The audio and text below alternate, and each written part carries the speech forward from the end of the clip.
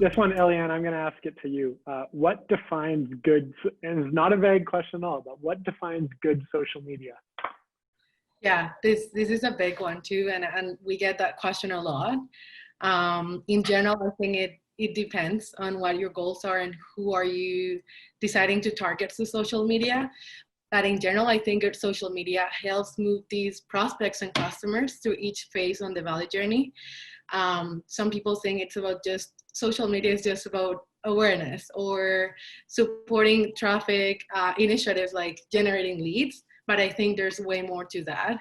It actually supports revenue generation and creating communities. So in the first one, the revenue generation one, we know that there are 3 ways that you can actually drive more money to your business. So the first one is increasing the number of customers. This means we need to bring more people in the door. And how do we do it through social media?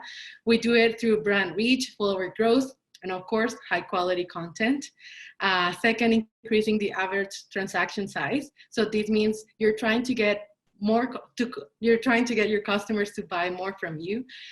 Thanks to social media, you can actually engage with them directly, expand your reach, and create upselling strategies specific to their channels. So this is another whole topic.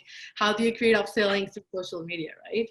And the third one is increasing frequency of transactions per customer. And on social media, you can stay top of mind and actually make sure that customer gets to know you in the value journey. So I think that's how social media supports revenue generation. But I also think, and Connor knows me, I love this concept of community. So like Caleb said, human to human business, how do we prioritize relationship instead of followers? When you foster that community side and you actually build a relationship, you can transform these purchases into emotional relationships. And there's a big difference between communities and audiences. Community means turning these transactional relationships into emotions. And your community doesn't have to be about your service or product, it's about your market. So it's actually driving this conversation and interest despite the sales or the journey that you're living at the moment. So if right now, I have a question for you. If the conversation is mainly between you and your members, you're growing an audience. If the conversation is between members of your segment, you're creating community, and that's actually excellent for your business. So I'm pretty passionate about that community side, and I also love supporting the revenue generating side. But in general, to respond to the question, I think what you should be building right now or asking your agency to build is to have 4 main components to be successful. So I think you need to have the social listening component. What are your competitors doing? Do you actually respond to your customers on time? Social influencing. So who are you partnering with? How's your content performing on social? How are you supporting your traffic efforts? Social networking, so actually working with other people and proactively engaging with your followers. Some people think, okay, I want to get 100 likes per post, but how much are you giving them? It's not about receiving, it's also about giving to your customers. And lastly, social selling. So how do you generate leads and sales from social? Are you driving traffic to your website? And how are your social tactics promoting, but also generating value? So I think it's also a huge question, but in general, I think that's what makes a unique and successful social media program. Yeah, I threw a question out there in the chat room, just kind of wondering where, what industry our participants are in, because I think by answering these questions with the context of the industry, I think it'll help make this a more meaningful conversation, right? But I see that Caitlin mentioned how she's in the space of engineering consulting, and Vernon mentioned about how she's in the space of teaching. The process of becoming your own banker, right? Infinite banking concept, which I think it's a coaching thought leadership component is kind of what I'm guessing. But kind of if those are the 2 examples that we're going to be using to kind of frame, okay, what is strong social media marketing for these two industries versus the B2C, let's say you're a restaurant chains or you're an e-commerce brand selling products. I think that's very different. So I think short answer is it does depend.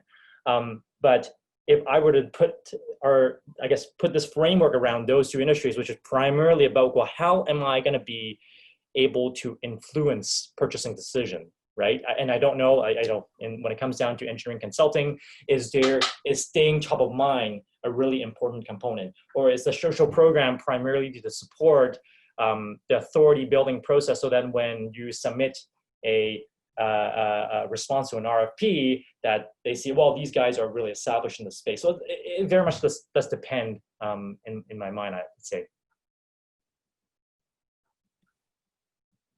I think one thing I would add too on top of that is that, you know, sometimes, like you said, Eliana, sometimes social is positioned more to convert, but sometimes social, we need to understand that it's further down in the customer value journey, and maybe our goal is just to get them to the subscription stage, and then something takes over from there, right? And so it's understanding, like, what is the next step we want each tactic or discipline to you know, pave for us or create for us and in the segments that we're going after.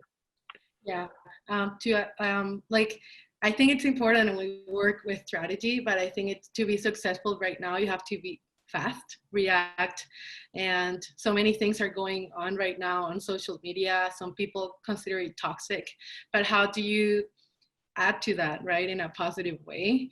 I think we got a comment here, like, video marketing is huge now, and it's understanding how video marketing and content marketing follows that, and it's so vital in that engagement phase, and how if the customers are not going through and following the path that you created, how do you keep re-engaging to get them back in the flow, right? And understanding that things change and you have to be fast and flexible. So I think successful social media strategies right now, they need to be flexible and sustainable, understanding that things might change all of a sudden. So I think it's one of the biggest learnings that we have with everything that's going on right now. I could add something you said there, Eliana, I think is coming from the traffic kind of, you know, and like Tony said, the techie side of it. The beautiful thing with digital, right, is if we are, you know, if we have that strategy, but we know that we're going to need to be agile, we're going to need to be quick, and we're going to need to react depending on what we're seeing.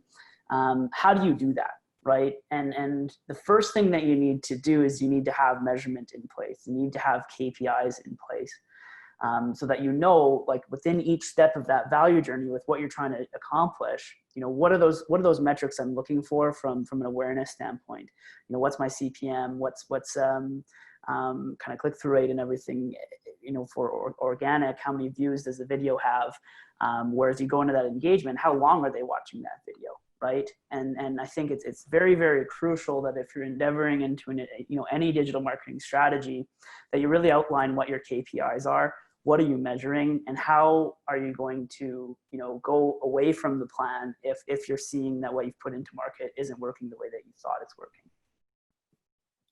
Totally. That part is a good point, Connor, because, you know, there's a saying about consumption theory, which was, you know, basically come up with a formula where, especially in the space of like coaching, thought leadership courses type of a space, where you know, basically deriving an equation to say, you know what, this person, after consuming X number of hours of content, is when they will be ready to kind of move on to the next stage, right? And of course, that equation is going to be different. It's going to vary by how good your product is, how you price your product or whatnot.